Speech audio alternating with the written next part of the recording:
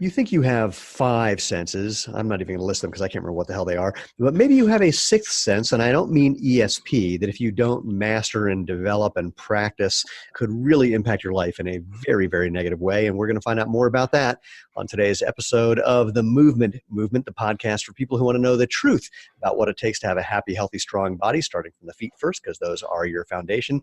We're going to break through the mythology, the propaganda, and often the outright lies that people have told you about what it takes to run, walk, hike, dance, play, work out, do yoga, whatever it is you like to do more enjoyably and more effortlessly. I'm Stephen Smashman from ZeroShoes.com, your host for the Movement podcast, where, look, our goal, you may know, is to make natural movement the obvious, better, healthy choice, the way natural food currently is. And we need your help for that, which is why we like to say we're creating a movement, and we would like you to be part of that. In fact, if you want to be part of the tribe, please subscribe. You know how to do that. Go to jointhemovement.com. You'll find all the places you can interact with us on YouTube, on iTunes, on the Google Play, wherever it is, and make sure you share and review. And if you're on YouTube, hit the bell, etc. If you're on YouTube, by the way, my apologies for not having shaved today. Deal with it. And you know how it goes. So anyway, why don't we jump in? I'm trying to think if there's anything. Oh, if you have any questions, feel free to drop them to me via email. Send an email to move@jointhemovement.com. And let's do this, shall we? So first of all, I want to say hello and welcome my dear friend, Jim Klopman. Jim, hello, dude. Hey, man, when did you go to radio school? I never went to radio school, but I did when I was living in Manhattan, which was from 83 to 93. I did make a good amount of money doing voiceover stuff. And I'll show you the entire recording session that I did that made me $15,000 one year. You ready? What? Here we go. Ready? I'll do the entire session right now. Fire.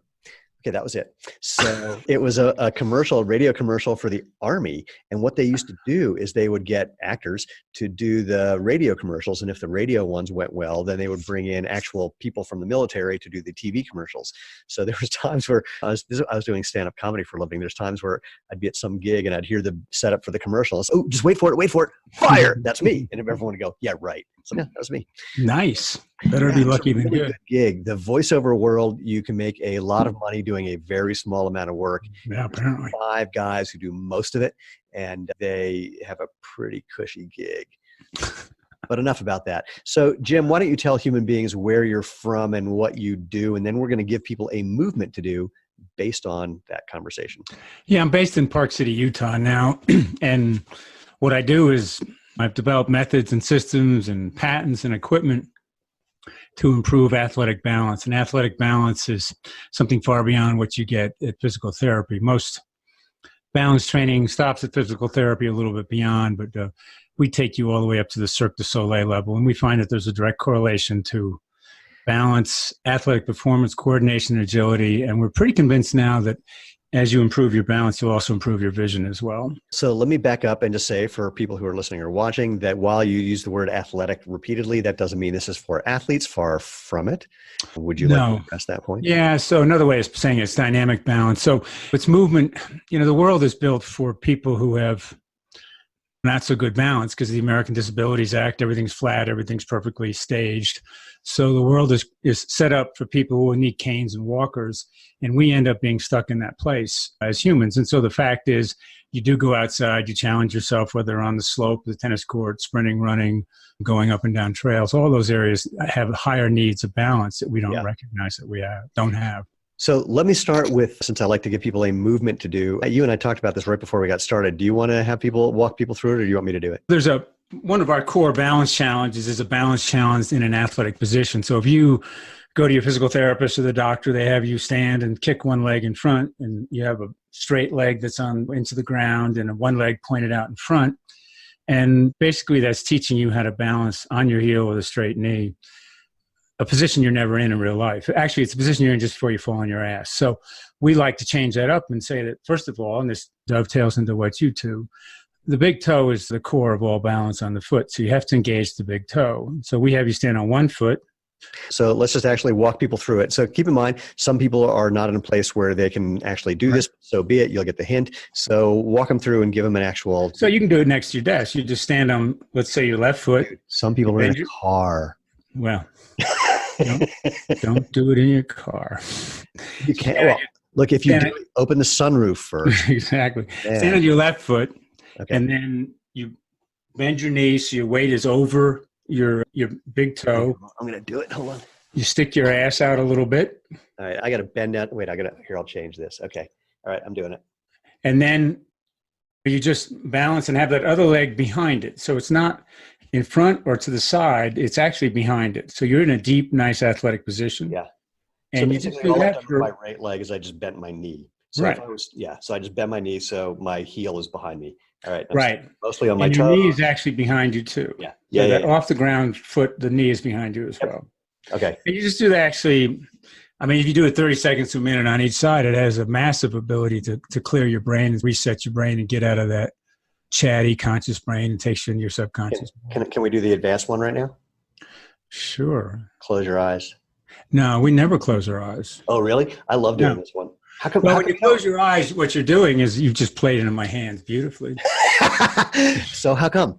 Well, first of all, you train yourself to be a well-balanced blind person. And hey, there are some blind people listening. You are such but blind people actually take their visual cortex. You have an issue with people. They'll take their visual cortex and they'll change the application of the visual cortex to other senses. So what happens when you close your eyes is we see there's probably 5 different systems that are involved in your balance system. Yeah. Ones that aren't even talked about in science yet. Eyes, vestibular, tongue, which is pretty well researched, palm of the hands, your mapping system. You have a position in your brain. You have in your brain a map of every position your body can be in. Your vestibular system, the 100,000 to 200,000 sensors on the bottom of your feet, the muscles on the bottom of your feet. Yep. All these are separate systems that are all engaged in the balance system. Why on God's earth would you take one system and shut it off? Yeah.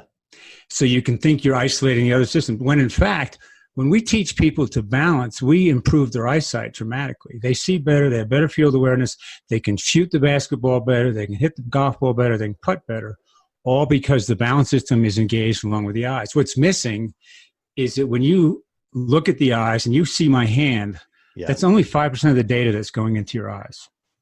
95% of the data is going to your subconscious mind. Now, there's a large chunk of it that goes to faces. So if I destroyed your visual cortex, and all you saw was black, you didn't see my hand at all. Yeah. You go, oh, that's a happy face. That's a sad face. By the same token, if you had destroyed visual cortex, you could walk down a hallway with obstacles, even though all you saw was black because your visual cortex is destroyed. And there's research that proves this. So our point is, huge amount of data comes in through the eyes. And we think shutting off the eyes is something that helps the balance, and it doesn't. I'm not suggesting that it helps it at all. In fact, let me back up a little bit. It actually hurts it to close your eyes. Well, it will hurt your balance to close your eyes. Well, no, of course. But two things. First things first, let me back up to the intro that I gave for this, which was the idea that we could arguably say that balance is like a sixth sense that people do not pay attention to, they don't develop, they often lose it for reasons that we'll no doubt get into. Right. So that sort of thing. And let me back up also about what you said during the intro. So I would normally at this point, not normally, I would hold up a copy of your book if I had it with me, but it's at home and not the office. So I just want to say right now, a lot of what we're going to talk about is in your book. I don't know why you're laughing. Come on. Well, I don't have a copy of the book myself. Perfect. So tell people what the name is. The name of the book is Balance is Power. Yeah, so I'm holding it up. It says, and that's one of our core products called the Slack Block, which is sold through Zero Shoes. Balance training device. We'll talk about this, but I hold that up mostly because it says balance equals power. Right. Similar to the title of your book. So I'm not suggesting that closing your eyes is good for your balance. Clearly, as soon as you close them, for most people, all hell breaks loose. No, it's not good for training your balance. Oh, no. Inhibit your training. Got it. I have to tell you a funny story about that. There was a situation recently. I won't mention why, because I don't want to, and anyway, they had me stand on one leg and then close my eyes. And then 2 minutes later said, all right, I guess you can stop now. So I was totally fine.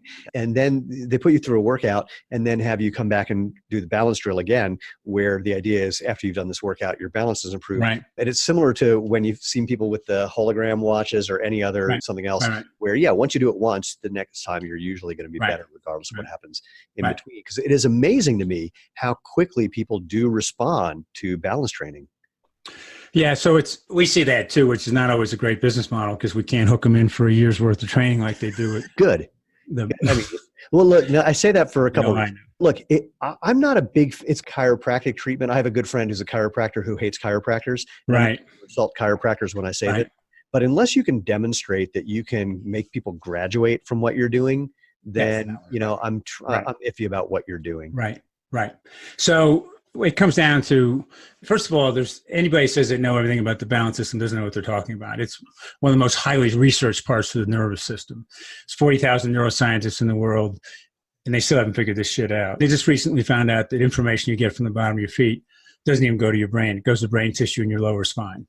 Oh, interesting. It's manipulated there and it goes back down. That's not. If you look at the whole balance system and you look at the data flows, Yeah. it's like a computer network. The data flows are generally closer to the processing center. So the vestibular system's where? Right next to a huge processing center. Right. So you get a lot of data from the bottom of your feet. So rather than spending all the time going up to your brain with the data and then back down again, they have a special mini computer that's like in between your brain and your feet to do the work for it. I have so many punchlines in my head right now about the computer between my brain and my feet. I'm not going to. But to us, it's a software system. So you're not using it. And we'll have people come in, let's say they train at a level, they leave our session at a level 2. Well, they'll come back to next session and be at a level 4. Right. And so the system's like firing back up, and we've unplugged it and plugged it back in the wall again, and it starts coming back. And of course, different athletes have different levels of progression, but it's mind-blowing how quick it regenerates and comes back. Let me back up again, and because I think you know this story, but I'm not sure that you do. I have a personal interest in this, and it's one of the reasons that I'm been very excited about what we're doing with Zero Shoes and the response and reports we get from people who wear these shoes and what they're, because it was a little over 4 years ago. My dad, who was 80 and a half at the time, and he had always just been in big, thick shoes, and he shuffled when he walked, and he didn't have very good balance, obviously, and he tripped on a ledge in a hallway at a business that was maybe half an inch, 3/4 of an inch, and fell down and broke his hip and dead 2 weeks later. And so, really? Wow. It was, I'll tell you, it was crazy. Like I got a call that he had done this. He was in the hospital, had a hip replacement. I talked to him 2 days after that. He was totally fine, ready to sue the people who had the thing in the hallway. Yeah. And then 3 days later, I got a call from the hospital. So your dad just coded, you better get out here. We just paddled him back. And maybe 4 or 5 days later, that was the end. Yeah, well, it's oftentimes a broken hip is a death knell, but it usually takes longer. But the numbers are staggering. So if you're over the age of 45 and you go to the emergency room, there's over a 50% chance you're there for a fall. Oh, really? Overall, half of all emergency room visits over the age of 45 are for falls. And those are just the ones that are bad enough that need an ER visit. So imagine how many more there are. Over the age of 65, it's the number one cause of accidental death. Over age 65, it's the number one cause of accidental injury. And the interesting thing is where deaths from all these other diseases are going down as medicine and drugs get better, the deaths from these falls are going up. So you'd think with the ADA rules and the fitness programs and all the healthy things we're doing, that these number of falls is per 100,000. This is not a gross number. Continues to go up. So it's not a huge number. So it's the deaths are about the number of those, let's say, of strokes. But it's still... Well, it's preventable. Oh my God, like hugely preventable. And it's the number one cause of industrial injury, number one cause of industrial death. So it's just massive. And what people also don't realize, this is a mind-blowing fact too, is it's the number one cause of concussions. So it's not Johnny on the soccer field or the baseball field or the football field. It's people falling. So they say falls are a $30 billion a year problem and concussions are a $60 to $90 billion a year problem. So you're talking over $100 billion a year that's costing us because of falls that are totally and easily preventable. So before we talk about the prevention, obviously I have theories about some of the causes in general and the increase, but I don't want to say it. Let me hear what you think. Well, I think there are several. We have 4 listed in the book, and here they are. One, I'll start with shoes. But enough about me. Talk about my shoes. So first of all, the shoes today, you have an elevated heel. We could rename our company Big Toe Balance because we just think the big toe is a huge component to any balance challenge. So when you look at the running shoes nowadays, which most people don't run in, you have your toes virtually off the ground and your heels up. They say a 4 millimeter lift's a flat shoe, but it's from 4 to 12 millimeters up, tilted. The second part of it is the foam in the shoe inoculates your foot from all sensation. When we balance train somebody, they will come in oftentimes with elastic shoes on for the first visit, and they'll say, "Can I keep my shoes on?" And we say, "Yeah, sure, keep them on." And like, because we're taking them to their maximal balance limit. About a minute or 2 minutes in, they go, "My feet are really hurting. Why are my feet hurting?" Yeah. And what's happening is because we've taken them to the balance limit, that foot is going, "I got to get involved in this shit, and I can't. What's going on?" And it's trying to push through that foam to get involved. And we say, "Okay, take off your shoes." And then we put them on their flat board with no shoes on, no socks too, because that's another level of friction we don't want in there. And they're like, "That's amazing." Within 5 seconds, foot pain goes away. So number one, cause and say shoes. Number two is, I'll go through the four. Number two is what we're doing now. So I just gave you a discussion on the peripheral vision. As I'm engaging you here, I'm doing what's called peripheral denial. I'm shutting off the system around me. And the more I do that, the more I damage my balance system. Third thing is bifocals or these lenses that are multi-vision. So if I have lenses that are readers on the bottom or bifocals on the bottom, I'm cutting off the data that's coming in from the bottom. And there's a huge amount of data that comes in from the bottom of the eyes. And these come in through your rods, not the cones in your eyes. And they don't need vision correction. Well, so I want to pause on that one. As a guy who typically wears progressives, I'm not wearing them right now. Right. So, which, I mean, if I don't wear them, I can't function because I got progressives because basically like computer screen distance, I'm totally fine. Anything closer, anything further, I'm screwed. So talk to me about that. Well, if you're doing your sport. Yeah. And you don't have to have any close-up vision. Oh, yeah. No, I take them off for that. You do single vision. If you're going in the Walmart, actually, I just take them off. I'm on a if track. You're going to Walmart, you need both. You need both, right? Because you're in Walmart. I got to see where I'm going. I got to read the labels.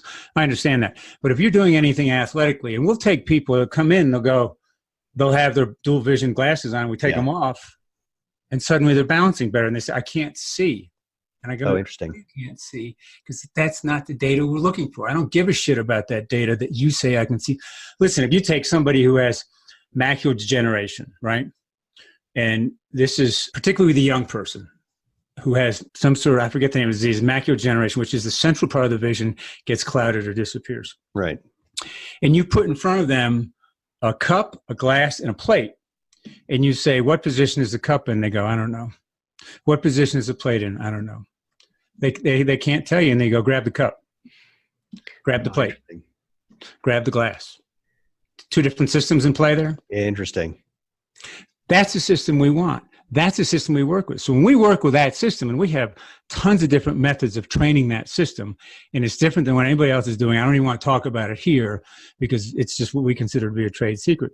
But learning how to use that system improves the athletic ability of the individual, improves their balance. So back to this periphery thing. So you have peripheral denial because of this.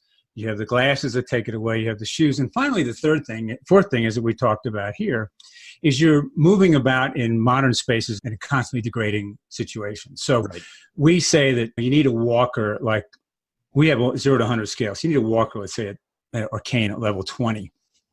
The world is built for level 20. So you've degraded your system to level 20. So it's just like you're never going to learn how to lift 100 pounds if you lift 5 pounds every day. Right. So you're lifting 5 pounds every day with your balance system. Then one day you come along and you stumble, a la your dad. Right. And we don't stop. This is interesting. We don't stop people from falling. We cause you to catch your balance, lose your balance, catch your balance, lose your balance. So when you hit the ground, there's no velocity. It's people that have bad balance go, poof. Yeah, they topple like a 2x4. Very high velocity. So this system, this world we live in with flat floors, perfectly perpendicular walls. I mean, we have this level system built in. So we are totally detuned. So then one day we come along and we get a level 30 or 40 balance challenge. And we're shit out of luck. And you can be totally healthy. I've had really healthy people come in and say, yeah, I've had that fall. And they look healthy, they're fit, but they don't have good balance. Right. So the fourth problem is the world we live in. And going back to the crazy numbers I was telling you about before, and it might relate to your dad. Amongst those falls, for people over the age of 65, you know what the number one cause is for those falls? I'm trying to guess. I'm guessing it has nothing to do with whether you're tall enough to get on that ride. No, I don't know. Can I get on that pony? No, it's a curb. Oh, interesting. And so here's the deal. When you see a step, Yeah. Every step by every building code in every city in this Same height. country has to be exact. It can't be an eighth or a 16th of an inch off. It has to be exactly the same. But we see curbs all the time, but they're always different heights. Interesting. And there are different heights within the same street.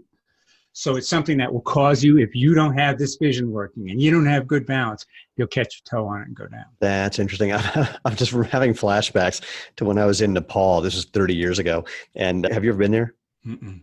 So the way a lot of Nepali houses are built, they'll start with a room, then they need to add on another room, and they just put it wherever the hell they can. Right. And then they build whatever they need to build to get from one room to the other. Right. They're rarely at the same level. Right. You have to build a third and a fourth. It's like a weird three-dimensional maze where none of the stairs match, none of the heights are the same to get from one room to the other. It's like totally crazy.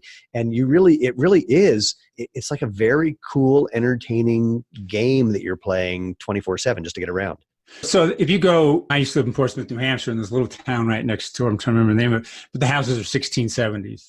And you go in there, every door frame's like this, every wall's like this, every floor. So here's the thing I don't understand is that you look at Google, they spend so much money trying to make their offices interesting. And they got round spheres here and triangles there and cushy things here, walls that go like this, and floors that are dead straight. Now, to me, I understand you got to have, again, for ADA, you got to have flat floors for those who are in wheelchairs, walkers, and canes. Why the fuck not have like this, cobblestones, things that go like this, things that go like this? None of that. And I just don't understand. I don't know. I just don't get why we get so stuck into this world. And now here's the other thing that happens is when you're in this area and you're in these perfectly, and we talk about this a lot in the book, you're in these perfectly perpendicular places in your office. Nobody has ever said, we need to spend more time in the office. You know?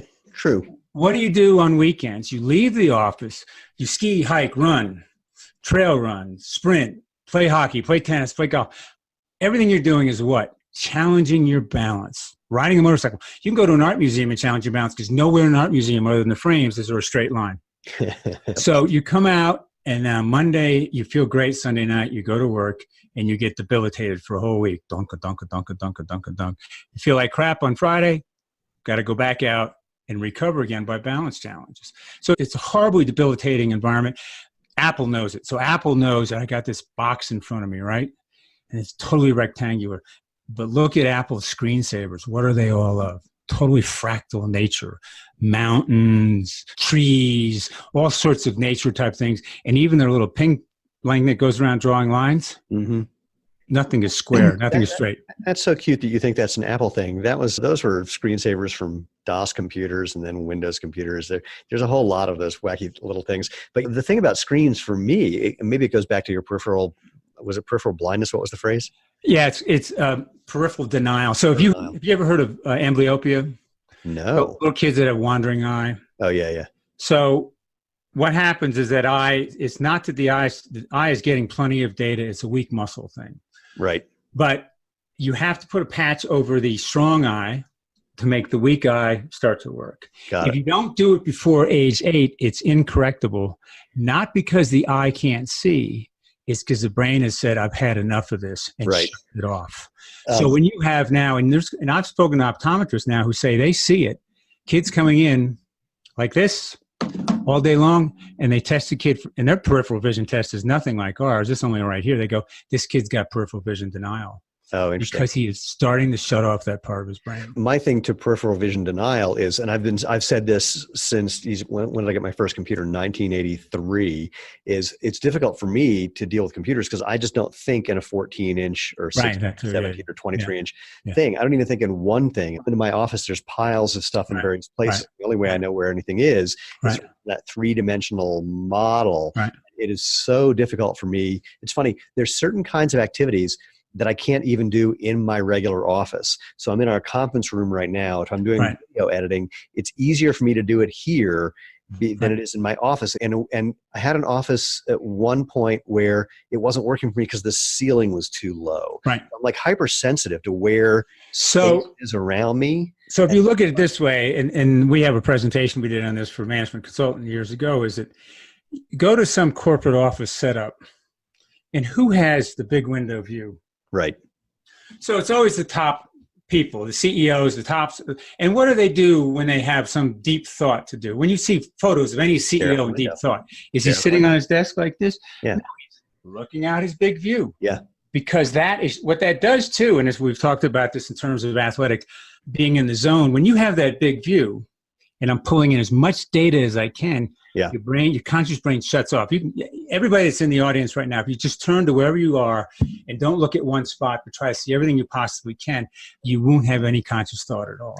It's funny. I just had a flashback. I was with some people, a bunch of marketing things that we were doing. We were in a restaurant and we were sitting in a corner booth and I'm working on a problem. And I said, wait, I can't do this. I have to get out of the booth to do it. Because in the booth, the ceiling was like, exactly. The restaurant was like 15-foot ceilings. I had to get more space around my head. Exactly. Yeah. And so you're sensitive to it. But now imagine every person in every job in this country that's in those spaces. Yeah. It's a total shutdown mode. So God, it's really fascinating. I'm also thinking it's like the amount of work that I've done is sitting in a hot tub late at night. I mean, the first few years of this company, we lived in a house, we were renting a house that had a hot tub, and I would just spend hours every night just sitting out there because that's how I could get my best thinking done. Right. Yeah. So I want to back up. This is a thing I say often in these podcasts. Why you? How the hell did this happen? How did you get into this? Who are you? What are you doing here? Well, it's been really a myth. What is it? Myth of Sisyphus, whatever type of project. So when I was 50, I spent a day skiing with Stein Eriksen, just he and I, and he was 74. And I asked him, how do you ski so well? I could ski better than he could at that age, but still, I didn't that day because I didn't want to embarrass him, but it was amazing. And we just had the most fun. I had more fun talking with him than skiing with him. But he said, first of all, he called me Jimmy, which was interesting because my only people call me Jimmy are the people that knew me when I was like 8 years old. But he said, Jimmy, I ski every day. Okay, I can't do that. So I asked him about some of his gymnastic work. And he said, yeah, I used to do gymnastics when I raced. And he said, I still do some of it. I think it's interesting that we see a lot of athletes age out who have great physiques and great muscles because fitness has gotten so great. And of course, you can buy really good vision. So they're not aging out. Sorry, I thought you were going to say you could buy really good muscles. You could buy. Well, you can that too. So like, why was an athlete aging out? And I thought, well, maybe it's a balance system. So I messed around. I looked for all sorts of balance challenges in the industry, and there was nothing in the fitness industry that was a challenge. I discovered slacklining. But when I got on the slackline, walking didn't make sense to me because putting one foot in the front of the other is nothing that you do athletically. So you're just never within that position. True. So I started doing some 1 foot work, and I was ridiculously fast as a skier at 50. Well, age 51, I was faster. So I'm like, wow, something's happened here. So long story short, I engaged a local university, their engineering department. They designed a frame for me. We built the frame. We patented the frame. I built a protocol that we patented, who I'm stunned by. And we tested it on different athletes. So wait. So was this for the slack bow? Yeah. Okay. So basically, just to describe it here, I'll let you describe it I've been on one, so I know, but I will let you describe that for people. Yeah. It's basically a 2-inch line, adjustable frame that's like a slack line. But what makes it different for us is it's infinitely controllable. And we have on it what's called a slack plate. So wait, I'm gonna pause and do a Jim to English translation.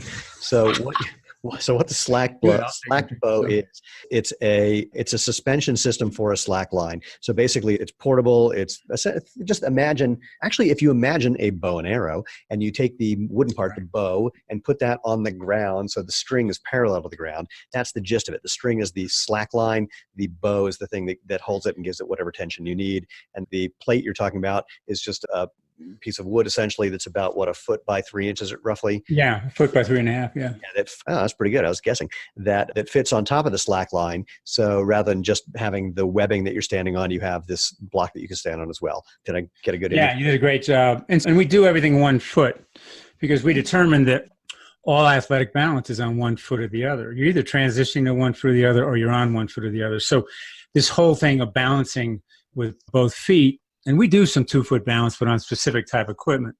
But a lot of times, not a lot of times, but all balance and athletic movements on 1 foot or the other. Right. So anyways, I got back to my story. So then I tried it. There's no real test of coordination. There's the, 5-10-5 in the NFL, and there's vertical leap, which they say is a fairly good measure of coordination.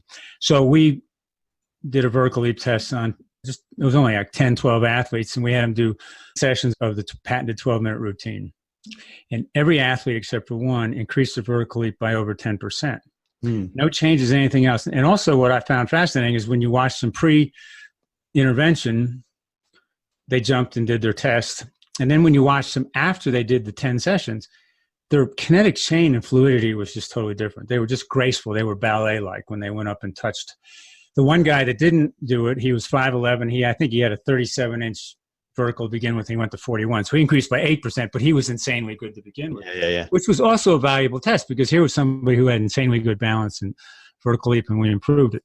So what we find, too, is that when your balance improves, your whole kinetic chain improves. And it took me years to figure this out, but what I determined was it's a very simple premise, is if you define the balance system as an autonomic system, which is not clearly defined as such.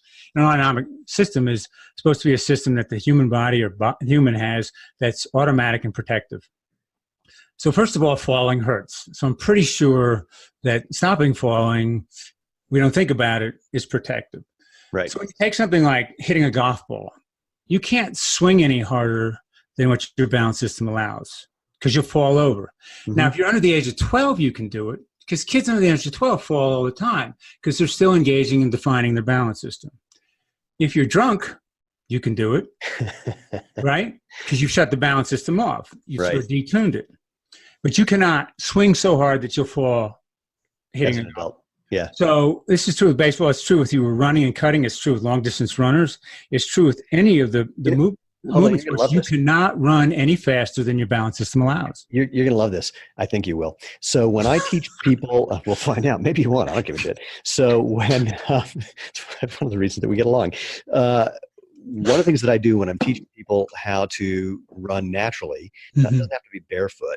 Right. But I'll usually do it barefoot. We'll be out in a park somewhere. Right. And this is not about running per se, because I'm not a fan of teaching someone to run on grass, because that's like taking the padding from your shoe and just sticking it in the ground. And you don't know what the hell's under there anyway. But what I have them do, I go, pretend you're a kid. Watch what kids do when they're like goofing around and playing. So keep your arms by your sides. Like, don't try to use your arms. Right. And basically just lean your head until you're about to fall over. Yeah. And then just do the barest thing that you can to keep yourself from falling on your face. And just keep moving your head in these wacky different directions and let your head guide you. And it takes people a while till you can see that they're, constantly just on the edge of falling, but not letting themselves. Yeah. And then they start having so much fun. Right. It's such a great, goofy thing to do. You're just letting yourself fall and catching and fall and catching. It's a blast. Well, all balance challenges are fun. I recently, stopped training anybody under the age of 15 years old. Because they come and they have too damn much fun. Nobody's listening to me. It's like, I got specific protocols they're supposed to be doing. These kids are screwing around. I can't, it's like, stop. And they won't listen to me because they're having too much fun. So I need somebody who's just a little more serious. My wife, Janet's much better at handling that kind of stuff. I can't do it. But anyways, yeah, that's a good thing to do. And, that leaning to the side, there's a famous basketball player. Kyrie Irving had a video. Someone did a video of him warming up. And he did that leaning to the side. And he's truly one of the most athletic people in the NBA. That leaning to the side looked like he was doing it with CGI. It was incredible. Wow, cool. How far over he was. So, yeah, that kind of stuff is good. All that's good to challenge your balance. Now, the only problem we have with that is when you lean to the left, you end up putting the weight on the outside of your foot. And there's nothing functionally balance-wise on the outside of your foot. That is true. Here's a question. But keep doing it, Steve, because I know it makes you feel good. Well, yeah. I just do it for the fun of it. That's all I care about. Let me ask you this while I scratch my eye. So what's your take, and I, not surprisingly, have an opinion about this, but I'm going to ask you as if I don't. What's your take on the whole trend in the fitness world about instability training, doing things while you're on a BOSU ball or on a stability ball or on some of the things you're seeing now, they're using my methods that I've developed years ago. But I had a website recently asked me to write an article because someone had just written an article reviewing all the unstable surface training research that was out there, which proves unequivocally that unstable surface training doesn't work. Right. And I've looked at all this research, and the protocols suck on every one of them. There's one bit of research that was just done in Spain a year ago that used my methods that proves it does work. So define, to the extent that you're able / willing / whatever, define somehow a difference between what they're doing and what one of your methods might be. Well, one of the things they're doing is they don't allow progressions. What do you mean? It's like, hey, Steve, we're going to prove that lifting weights is going to make you stronger. Okay. You ready? So I'm going to give you the protocol. Here's 5 pounds. Lift it 3 times a day for the next 6 weeks, and we'll come back and test you. Got it. Versus increasing the weight over time. Yeah. Secondly, what happens is, what are you testing at the end? So there's a real tendency it's called strength and conditioning. And I'll tell you a story about why it should be renamed strength, conditioning, and control. So everything with balance, and you see all these people doing this balance work and lifting weights at the same time. Right. It's like, why not brush your teeth and comb your hair at the same time? It just doesn't make sense to do them both at the same time. Either build strength or improve your balance system. And it is the core of all athletic movement, but it gets just a modicum of attention. It only gets 3 minutes a day. Weightlifting, movement patterns, skill building patterns, those are all more important than building up the balance system. And what we say, and we're working on a device now to measure athletic balance, is, do you know how good your balance is? You don't. You know how good your heart rate is, all these other things. Yeah. So I come back to, that's one reason why. And then what you're seeing too is like the video of Alvin Kamara. They buy our equipment down there, and he's standing on a medicine ball. And he's catching sticks, the Hecko sticks, which are good things to do. We do it differently. We don't put people in medicine balls, even though Alvin Kamara is doing it right. He's engaging the front part of his feet. Most people are like this on a medicine ball, like that. The legs are bowed. Again, outside the foot, nothing happens there. So secondly, when you look at most people, when they try and balance, they basically try to put their feet on the outside and squeeze in rather than standing on top and using their feet. Okay. Exactly. And the great thing, and I complimented the guy, he and I emailed back and forth, and I just can't remember his name now. Sharif is his last name. But if you look at that video that went viral of Alvin Kamara, he's got the area cleared. There's nothing for him to fall and break his neck on. Secondly, there were strength and conditioning coaches, one after the other, just peed all over this guy for doing it. And, oh, it's dangerous. Oh, how does it affect you on the football field? Oh, all these criticisms. I think the most important thing we know in our science is our progression. We'll put somebody, I have a golfer on a medicine ball on our social media stuff we did a few weeks ago. But this kid's been training with me for 6 years. Right. He's progressed to that. If you put somebody on a medicine ball that hasn't been progressed to it, they're going to fall and break they're going to fall and break their neck. So there is that kind of unstable surface terrain. Now there's other unstable surface terrain that we call earthquake equipment. And I've gone to the biggest, fanciest medical balance training centers in the country, and they have these plates that are moved by servos underneath you, right? They're going like this. So it's an earthquake. Yeah, miniature version of a mechanical bull. Right. But my balance challenge is, I'm standing on a piece of something flat right now, and it's solid, but I'm still moving the challenge. Right. So if I get on an unstable surface that's generated by me, it's that same thing, and it's exacerbated 100%. We take golfers through their movement patterns on solid ground, and then we put them on our own designed unstable surface, and they find all the flaws in a golf swing right off the bat. And I say to them, it's minuscule when you're on solid ground. It's magnified when you're on the unstable surface. But when you get back to the earthquake machines, I don't know where that stuff's coming from. I suck at it. Going back to your vision thing, it's in the book. I have pictures of, I have a lot of brain damage in the back of my head. So my cerebellum has a lot of brain damage.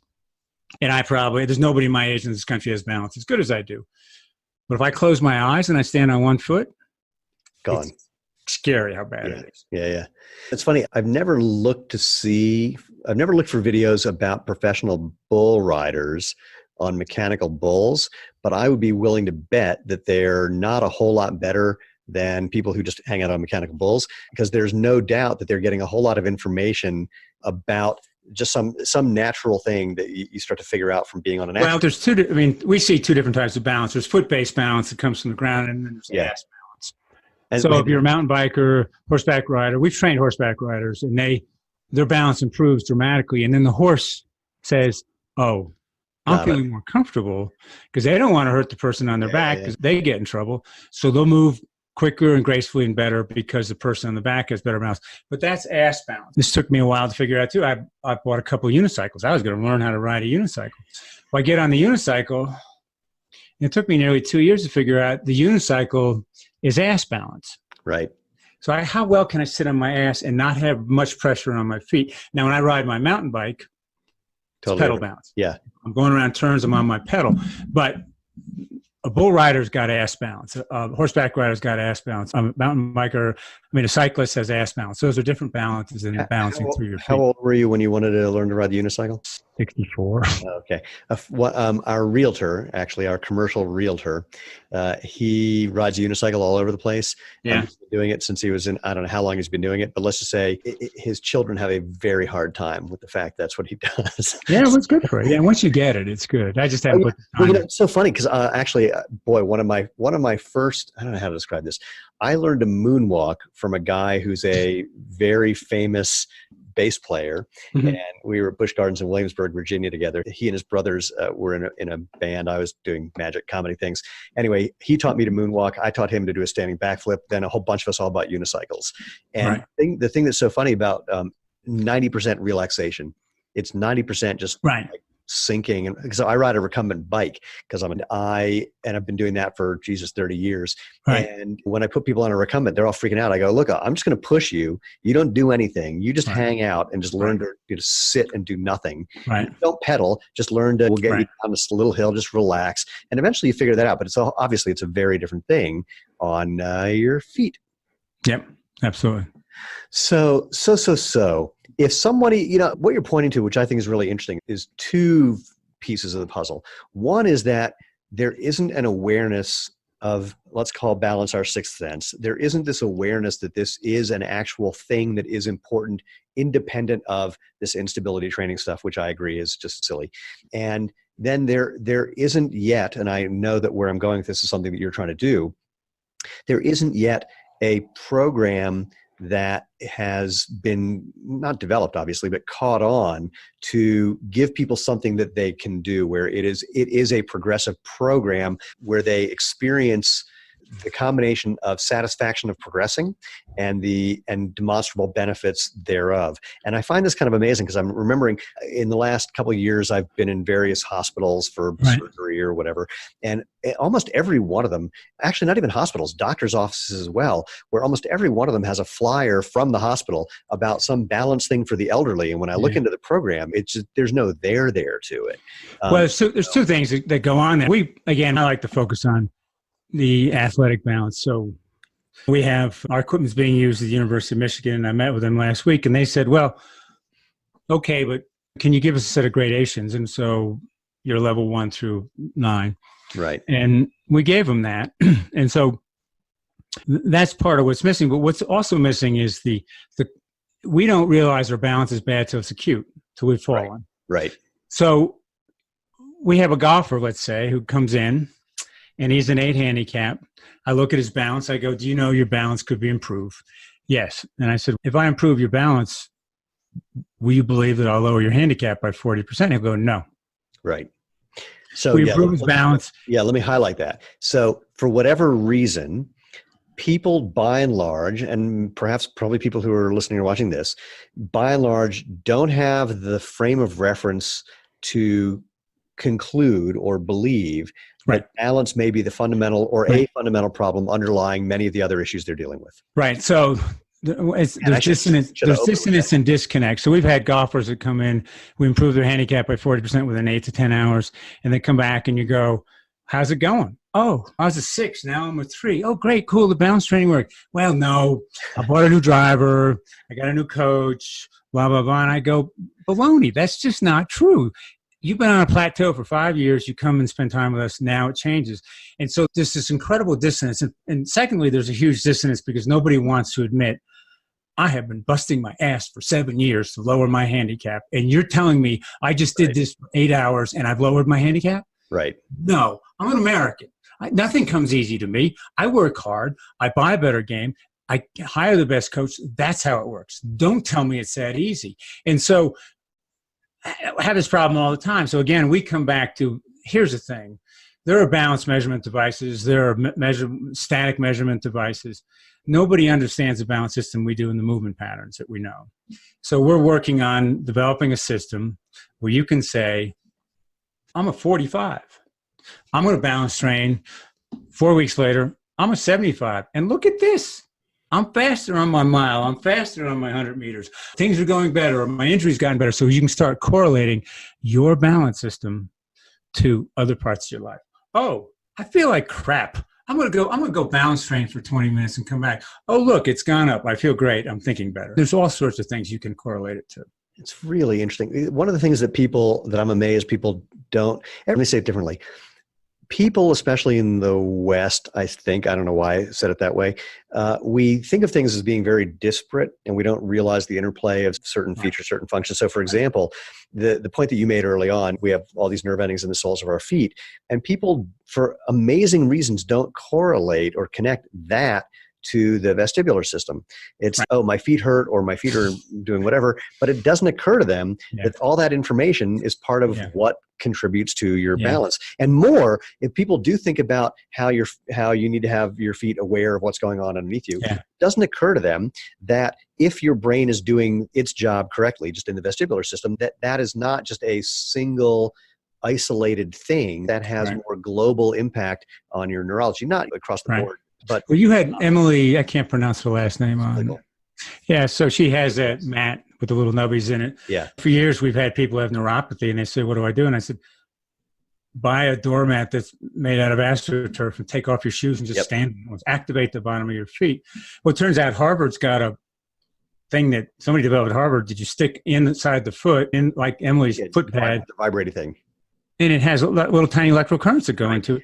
And immediately you're balanced. Oh, I know. Well, look, it happens about once a year where someone has developed some kind of magic vibrating whatever for your feet or your ankles. The most recent one was the University of Delaware got $440,000 from the Michael J. Fox Foundation for a vibrating thing. I don't remember what it's called. You put it on your ankle and it vibrates your ankle. Oh, sure. It tells you when you're off balance. I've seen that. Well, it just it doesn't even do that. It just vibrates. Right. It makes it. They show video of some of the people using this who had Parkinson's, and it was helping improve their Parkinson's syndrome symptoms. And what is people in these big, thick, stiff shoes, and it's like a vibrator. And I've written repeatedly every time one of these studies come out, you don't need the magic vibrating thing. Take off your damn shoes, go outside and walk on some gravel. My God. And now with Emily's stuff, we actually just developed a sandal with Emily using that material. And it just amazes me that, and I actually contacted the Michael J. Fox Foundation and said, I'm glad you spent $440,000. How about spending $50,000 to show you don't need that? And all you need to do is walk around and let your feet feel the ground. I'll tell you a secret. We'll find out how many people watch your podcast. But what are you implying, Jim? Geez, man, that was rude. When we see competitive balance type products and we see people in fat shoes with turned up toes, we know they don't know shit about balance. Yeah, absolutely. Absolutely. No, I'm just sort of fascinated by the question. Look, fitness trends or fitness fads have these interesting life cycles. Like, look, you remember when the shake weight came out and it was they made jokes about it on Saturday Night Live, and everyone thought it was going to crash and burn because it's the silliest product ever. And then it survived. It sold millions of them. Right. What's the thing called? It's the little vibrating pole. Yeah. Flex. Yeah. Same thing. Those came out. It was an infomercial product. Yeah. And then within a few years, now they're using it in physical therapy offices. And so I just keep thinking about this phenomenon of what it takes to make people aware of balance as a fundamental issue for almost anything that we've been talking about, and then have, again, something where consumers can wrap their brain around, here's what I need to do to make that work better. It's something that's easy for them to grasp, something that's easier for people to understand. And I'm not saying that it doesn't really exist. Look, the Slap Block, I'm holding it up again. Great tool. We have them in the office. We sell them on our website. Every time somebody walks in here, they hop on it, and we've sold a lot of them as a result. And I just keep thinking, this is one of those things that gets me frustrated, that there's something that is so fundamental and so beneficial. But you see it in your industry, and I'll give you an example. Well, here's the difference. Here's the difference with us. With us, we're fighting a $100 billion behemoth of people who have been doing the opposite of natural movement footwear. For you, it's about breaking through to some kind of awareness that didn't even exist. That's true. Yeah. But still, for us, we're competing against the fitness people. We're competing. Listen, we had a guy recently from a Division I football team, strength and conditioning coach, buy a bunch of the Slack blocks from us, and he'd seen them at Michigan. So we were talking, and he said, what are some of the results? And I said, well, we've heard that it reduces ankle injuries almost to zero because the stabilizers go, and you can see it when you've seen it. Somebody gets on a block and is wiggling too much around the ankle area. They got weak stabilizers. Yeah. Over time, it gets better. So he starts going on, and I have purposely not learned the Latin word for any muscle except for maybe glute because I don't want to have that conversation with anybody. So he starts going through, we're going to train this muscle and that muscle around the ankle, and we're going to do this, we're going to prevent it. And I said, you're a strength and conditioning guy, and I don't want to hurt your feelings, but everything to you is about building up a muscle. And you're building up these really big, strong muscles in these young people's legs, and you're not putting in a commiserate control system. And because you're not, and they're doing it in the NBA too, and it's all through basketball now. There's a big article on ESPN about this recently. There's catastrophic breaks. Right. Tip breaks, the foot's up around the calf. It should never happen. Right. So he says to me, he goes, there was a pause, he goes, at my last job, we had 4 tib fib breaks in 1 year. Wow. Right? So the thing about when I watched the NBA playoffs this year, when you watch Kevin Durant get hurt, yeah, he had a sprained calf muscle that went into a torn Achilles because somebody was strength training him, put that whole thing out of balance, didn't put a control system in place, and he balance trains. Right. He didn't do any balance training after he strained his calf muscle. And then you watch Klay Thompson, who's one of the best athletes in the league, had injured some muscle like a few weeks before. I don't know what they were doing with him, but he's so athletic, he should never have torn his ACL from a jump and landing like that. Right. So the strength conditioning is just a lousy name. It should be strength conditioning and control, and nobody's working on control. Yeah. Well, look, even the strength and conditioning is arguable. And then, of course, the backing up to my domain, the footwear side, Irene Davis at Harvard at a panel discussion from at the American College of Sports Medicine National Conference last year, she said to the panel, it was me, Tony Post from Topo Athletic, and then guys from Brooks and guys from Adidas. She said something along the lines of, in the 60s, we were wearing thin-soled running shoes, we were playing basketball in Chuck Taylors. Right. We weren't seeing the kind of injuries or severity of injuries or the number of injuries we're seeing now. So what problem were you trying to solve, and why didn't it work? And they had no answer. And you look at, I don't have one here. We've got some basketball shoes that we bought just to see them. They're stiff as a brick. Like you said, giant elevated heel. The only places they bend is somewhere the foot doesn't naturally bend. Big flared soles that as soon as you get over one edge, you're over. If you look at Zion Williamson from Duke when he blew out of his Nike shoe, that wasn't the interesting part. The interesting part was why he blew out of that shoe was he got slightly over the edge of the right, on the right shoe, and he just fell over and just tried to stop himself with his left foot. I mean, he could have had metal shoes. It wouldn't have mattered. He would have blown out of them at that point. So, but here's what they're doing, though, and this is the big secret. Roger Federer, the shoes he plays in are closer to your shoes than anything Roger Federer sells through Nike. And so when you start looking around on the golf course, same thing. These guys are in tune to this. Now, secondly, and these are decisions made by Roger Federer, not by Nike. Absolutely. When I was at Russell, we developed the first wicking technology in the world, and we were 4 years ahead of Under Armour, but the company was 100 years old and wasn't into it. But I would go and left with the company to sell wicking technology to Nike. And I visited them 30 times. And they'd tell me, no, it's never going to work, never work. No one's ever going to wear polyester. Then they developed their whole system. But they don't care about the athletes. Even today, you'll see Nadal out there wearing a wicking T-shirt. If you have true wicking material like we had, your shirt will never get wet. The moisture hits the shirt and dissipates so quickly, never gets wet. Now, Roger Federer, when he played for Nike, I'll guarantee you he was not using Nike fabric. He was developing the best fabric manufacturers in the world are in Switzerland. He had a Swiss fabric that he was making up his Nike shirts into. So this whole thing about them caring anything about the athletes is bull. Yeah. They don't care about the athletes. They want the cheapest, sexiest thing that they can put on you and be done with it. In terms of performance, they don't really care. It's one of those things that I do find endlessly frustrating is when some athlete does something in some shoe and people go, ooh, I want that shoe. You're not getting that shoe. Exactly. Oh, that's the truth. Yeah. So, all right, we got a couple moments left before we wrap it up. So I'm trying to think if I don't have some pithy something to close on. So well, that's shocking. Yeah. There's a comedian, unfortunately, he's no longer alive, a comic named Ronnie Shakes. And if you can find video of him, Ronnie Shakes, he was a one-liner comic well before Stephen Wright. And his closing line is, they say it's important to have a really good closing bit. Well, let's just hope that next guy has a good opening. So if you can, I'm trying to think of a thing. This is a question that a friend of mine was asked. He's a psychologist, which was, if you had to sum up everything in one sentence, what would it be? And his line was, no one's ever upset for the reason they think they are. which I thought was brilliant. True.